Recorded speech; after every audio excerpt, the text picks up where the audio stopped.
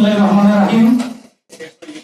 আমরা বিএনপি পরিবার কর্তৃক আয়োজিত আজকের এই মানবিক সহায়তা অনুষ্ঠানের সভাপতিত্ব করছেন আমরা বিএনপি পরিবারের সুযোগ্য সম্মানিত আহ্বায়ক বিশিষ্ট সাংবাদিক আতিকুর রহমান রুমন।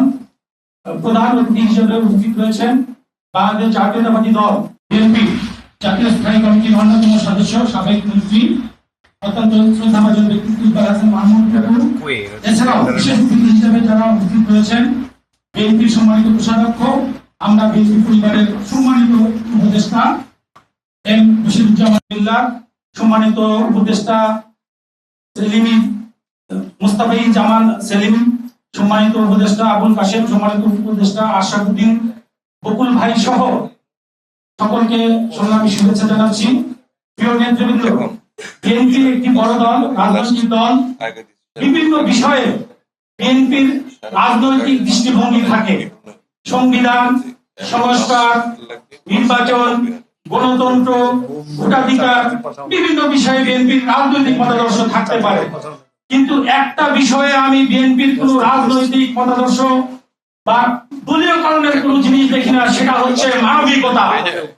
বিএনপি এই মানবিক কাজ করে হৃদয় থেকে, হৃদয়ের গহীনে যে টান, সেই টান থেকে এই মানবিক কাজ করেন। এখানে বিএনপি কোন রাজনীতি খোঁজেন না।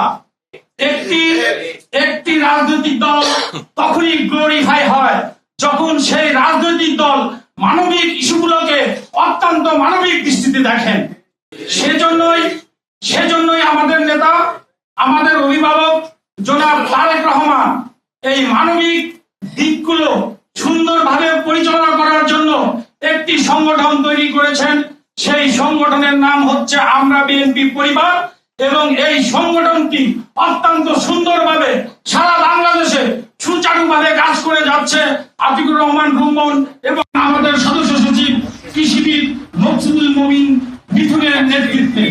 প্রিয় উপস্থিতি, আমাদের ভালো লাগে এই জন্যই যে আমরা সারাদিন রাজনীতি করি, স্লোগান দেই, কিন্তু আমাদের নেতা জনাব তারেক রহমান ঘুরে বসেও রাজনীতির পাশাপাশি সমাজ জীবনের এই মানবিকতার বিষয়গুলো বুকে ধারণ করে আমাদেরকে দিয়ে কাজ করা।